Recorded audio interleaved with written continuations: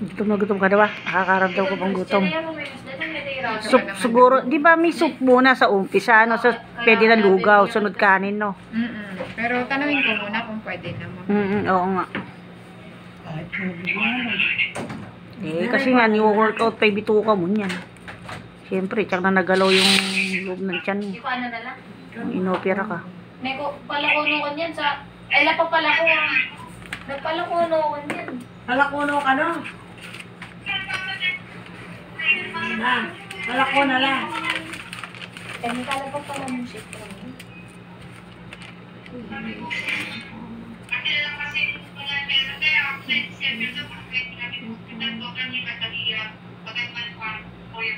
Pag-test. Ay, nag-test pala kanina, ano, yung babae. Hindi pa ngayon. Titest ko muna siya. Hindi, okay lang po. Kaninang 6 nag-test siya. Hindi, pero kaninang parang hating gabi ba o madaling araw yun? Madaling araw. 108 ata. Antibiotic po ito. Yeah. Foto pa lang, molder kami pa mo. Kaya nila kanyang mga nila lamang. Oh, laki na nipis ng tiyan mo ah. Sa loob mo lang yan.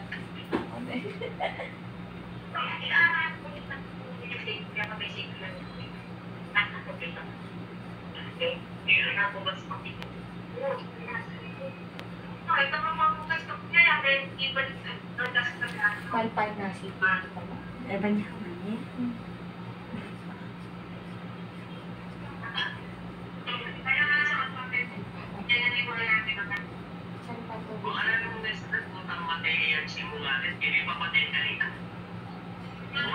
Tulungin kung pagbabayad ng powder doon. Ay, kamo. Malinis ko. Hindi, ma'am. Ito tumbo. Bagya. Ay, mutak pala lalang. Ito kay Kenny Beach kay. Nagpapakuhan si Che. Ano yun? Kung kaya pa ito. Ganda ba ito? Ilan ka. Sabi.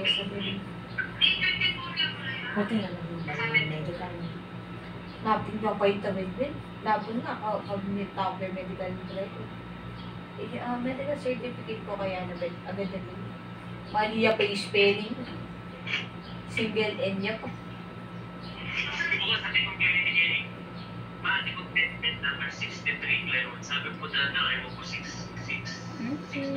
Mamaya may pupunta dito. Kukuha ng BP niya. Sige, salamat.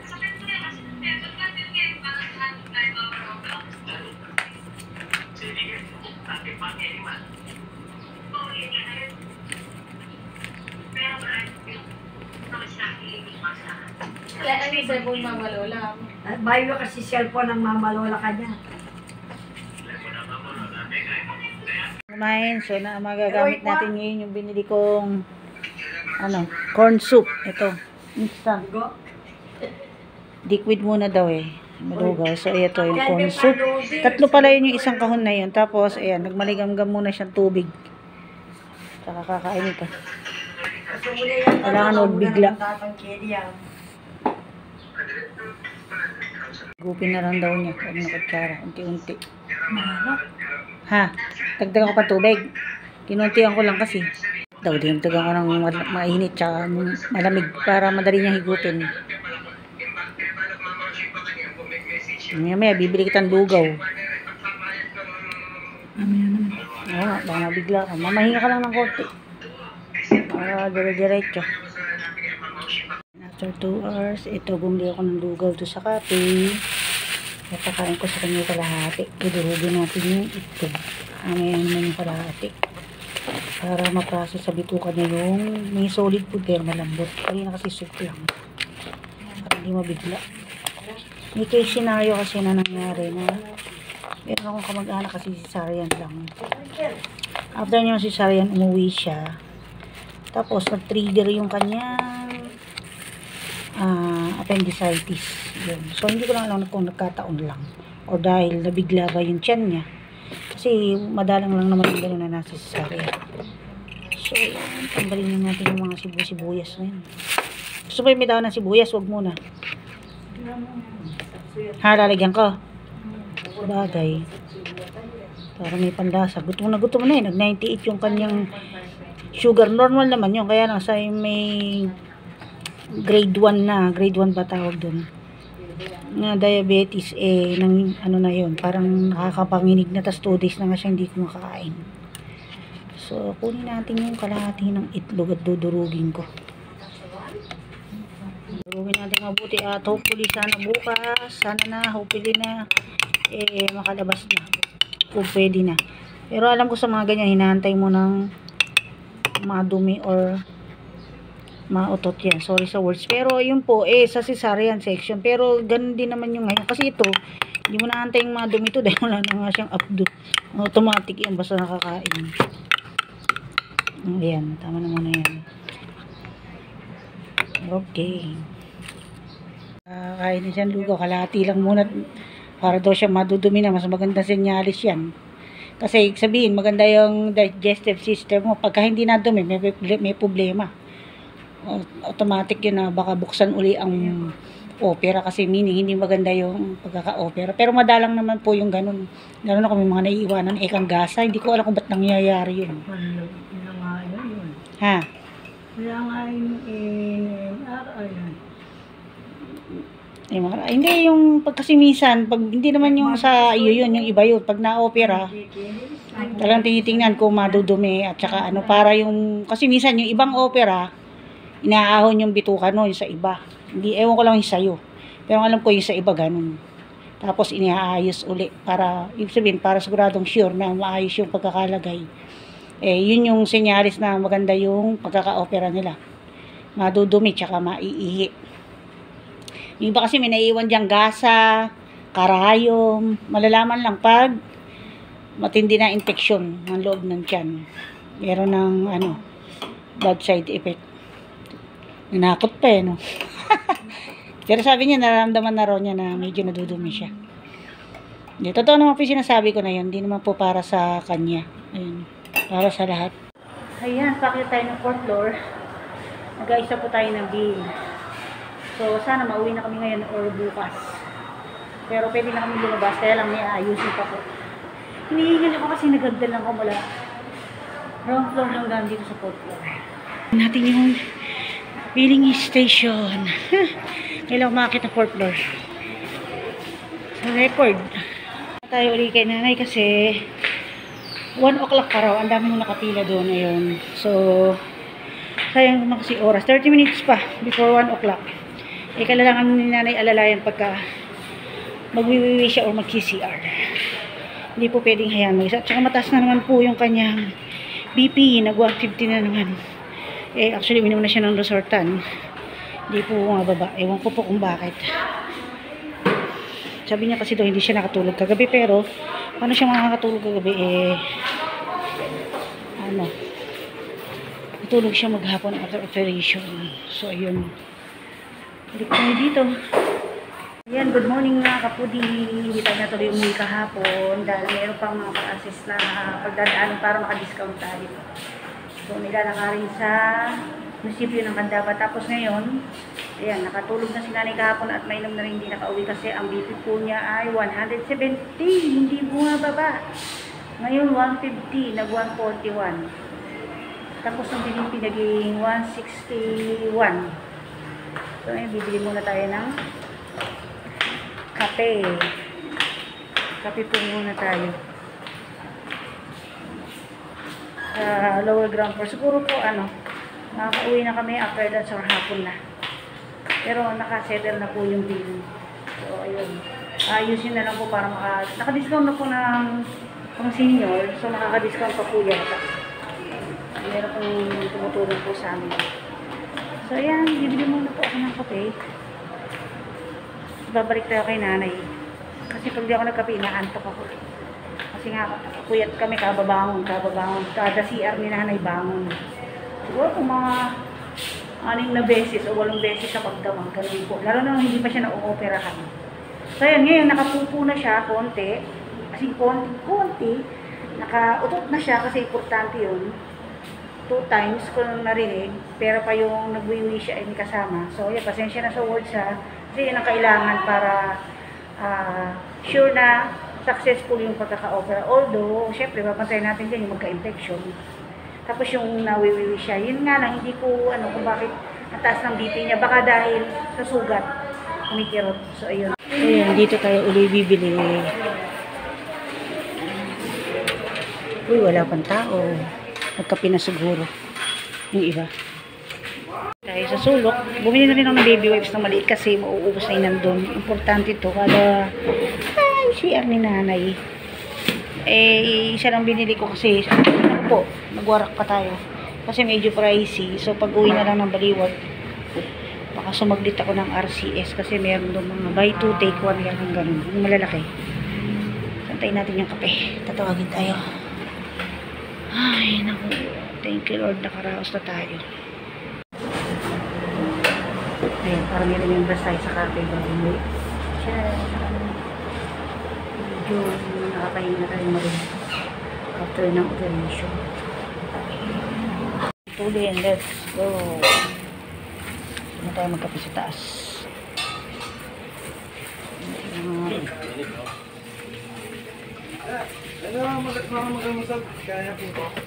Hagdan lang ulit tayo. Mas mabilis pang maghagdan kaysa mag-elevate. So, ito i-upload ko na lang mamayang gabi. Mag-uwi namin. Kasi, i-edit ko man ngayon. Bukas pa ito ma-upload. So, sobrang bagal ng data. Mabagal po ang data pagka nandito sa loob ng hospital. Mahina ang signal. Ayan. Third floor na tayo. Nandun na tayo sa Ruminari.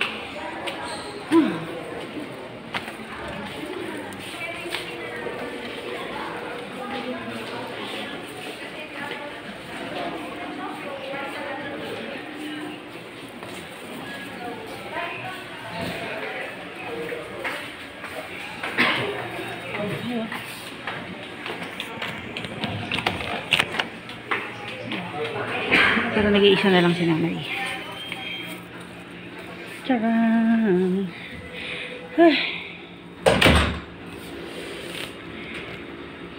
Medyo magiginawa na wala nang dextrose at tanggalin na.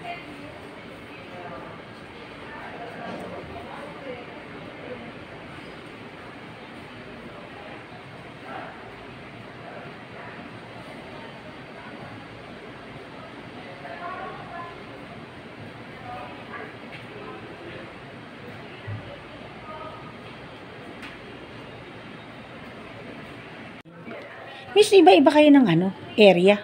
Ano ba tawag doon? Area ba tawag doon? O ngayon ko lang, parang ngayon lang kasi nakita, marami siguro kayo, Kung alimbawa, yung parang second floor, third floor, ganon.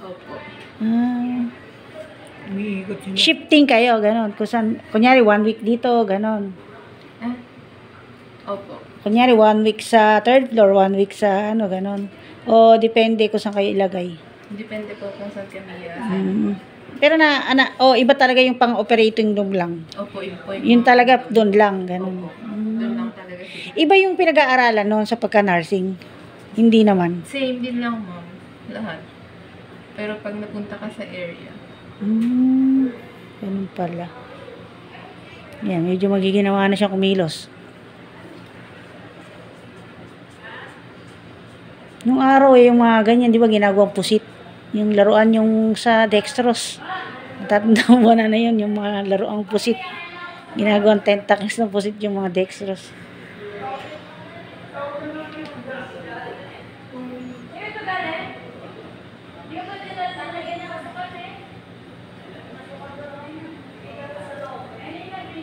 Nag-out na ba kapalit mo? Oo, kanina pa sila nagpalitan. 6 o'clock ba palitan? Yung 7. 7.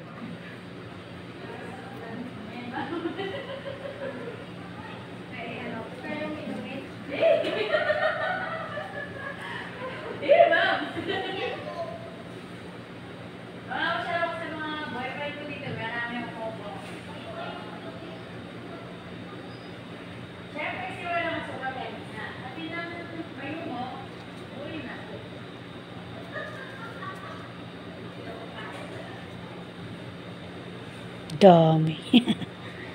Walang kawala.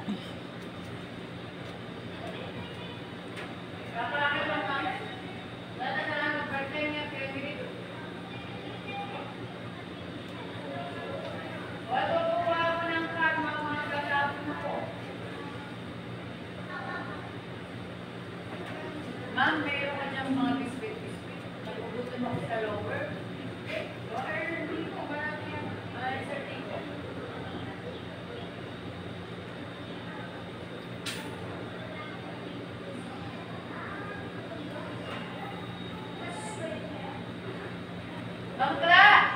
Namiss kita!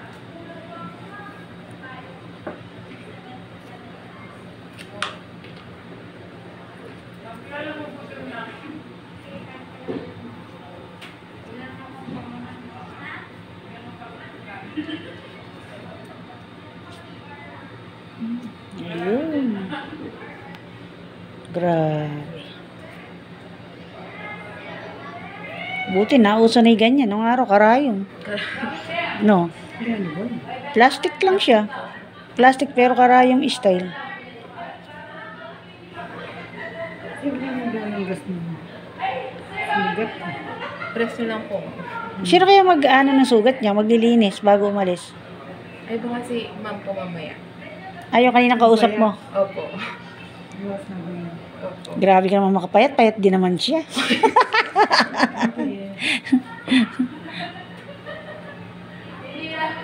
Busy siya kanina. Busy sila doon ngayon. Ano ba, marami ba nag-out? Parang masyadong busy ngayon.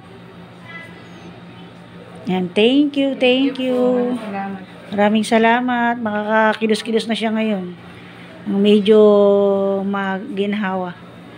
Yan, waiting na po kami. Yan, pauwi na po kami. Yakapin mo na lang yan. Yung una dito may yan, no? Hindi. Ilalaglag mo na lang sa hagdan para matulin. Ano ba talaga yung pangaypa? Bilisan mo mawala to. Carry na ba? Oo, kami na bahala dito. Let's go na. Gora na. Ano ko dito sa may ano? Likod. Ay, oo nga. Bigyan mo na rin. Ay, pakasisig na lang dyan. Ayan. Papel natin. Kaya mo ba? Hindi ba masisira ang iyong kagandahan? Hindi yan. Ihulog ko naman sa hitanan. Para mabilis tayo. Pauwi. Kawayan muna. Nakakatawa siya, no? May nanon yan sa ano sina... Ay, paminta sa'yo. Pero parang hindi. Ang sarap. Uga. Ito mga pogi mga anak. Kumbaga sa bulupon to, okay, maraming kahoy. Baka ako eh. Perfect. Di siguro naiinip sa yung mga nurse yan, ano? Baga. Hindi, mas yung mga pasyente. Buti hindi ka tinuturo ka ng pampatulog ng mga doktor dyan. Hindi. Talaga? Oo. Gusto nga nila kung dinadadalan yung mga pasyente nila. Yung napapasaya ko daw. Kasi nga, kahit pa paano, may gumagaan ang pakiramdam. Diyan na ba tayo? Oo, tuloy na. Dito na. Ang pamaypay talaga. Di mo mawala. Pang ina majesta. Siguro takarin mo rin eh. Kaya mo mo eh. Si ate.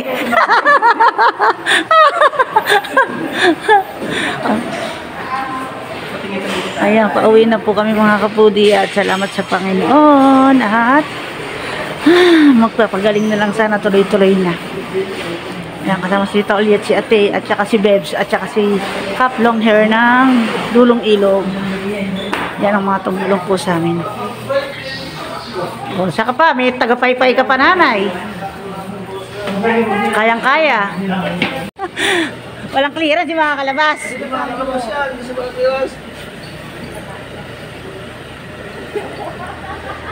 Ayan, nakalimutan lang po. At kasi tuliro na, maghapong pagod. Maghapong pagod eh. Ayan na. Ayan na. Pauwi na kami. O, paano na? Mauna na kami sa'yo. Maiwan ka na dyan. Hinawakan mo ba yung red line sa upuan? Hayaan mo di makakatakbo maiiwan. Hindi makakatakbo kahit abulin eh. Lagyan mo din sa upuan. Saka maupo dito sa bungad.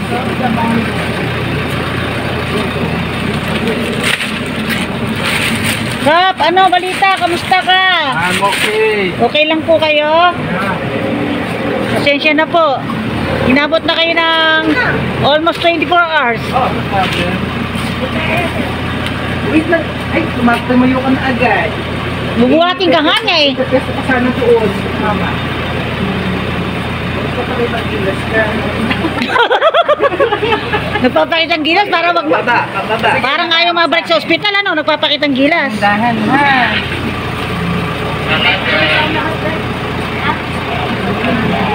Harap dyan. Sige, sige, nakalaya.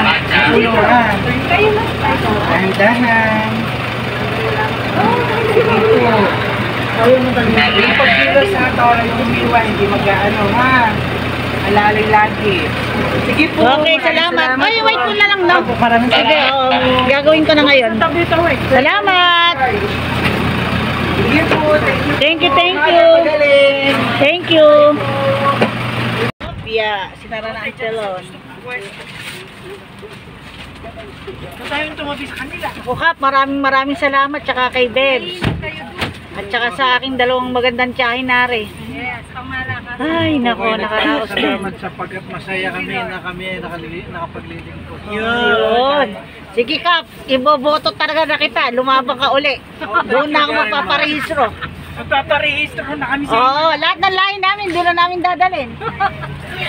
okay lang ko yan. Patuloy na serbisyo. Magandang serbisyo. Kahit ala naman politika, okay lang tayo. Hindi tayo yung mga ibang namumulitika gustong mapalapit sa tao Opo. dahil gusto ng boto. Kaya nga po. Good morning mga kapudi. Nakauwi na tayo. Time check tayo. 5 o'clock po. Yan. Nag-request si nanay ng soup. At tayo magkakape muna. Tsaka nag-charge na ako ng e-bike. Lobat na. Messages na. Nag-link na. So kuha tayo muna ng Skypix. Palinis ako kay Mark Dennis. Tsaka kay Mr. Dito. Tsaka kay Desiree. O ere. Malayo ba na kayo? Nakakatulad ko. Gusto ko ni Tita na doon siya sa bahay. Kasi yung kwarto ni Tita na maluwang. Tsaka may banyo. Kaso malamig. Sobrang lamig. Hindi ako nakakatulog na. Ngayon, medyo nakatulog na siya ng konti. Kasi po pagka sa hospital, syempre, ward po yun. May kasama kami. Yung isa doon, tinotodo yung aircon. Yung bata, yung isa naman, maingay. Maingay na kami. Mas maingay pa sila. Sobrang ingay pag kami mga ka-video call. So, ayan, gagawin muna tayo ng gawaing bahay. At in-update ko lang po kayo na nakauwi na kami. At ayan, sa mga susunod na luto, series po siguro tayo muna para habang nag-aalaga tayo ng bagong opera. So ayan, ganito na lang po. Thank you for watching. Ingat po tayo lahat at God bless po. Yan, may pasok pa po pala sila doktora kahit October 31 na. Half day daw. Ay, half day ba? Ayan, may message daw si nanay. Madilim, di kita yung mukha mo. Madilim kasi. Ayan, thank you daw po. Ayan, ikaw na mag-thank you.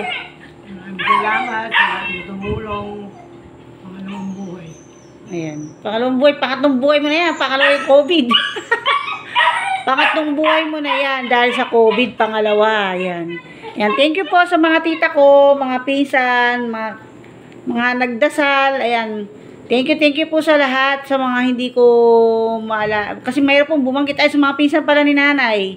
Ayan, sa lahat ng viewers ko, sa mga nagdasal, ayan, thank you po. At maraming salamat po sa inyo lahat.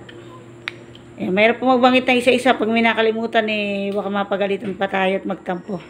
Ayan, sa lahat po ng nag-message, saka mga nagdasal, ayan, maraming salamat po.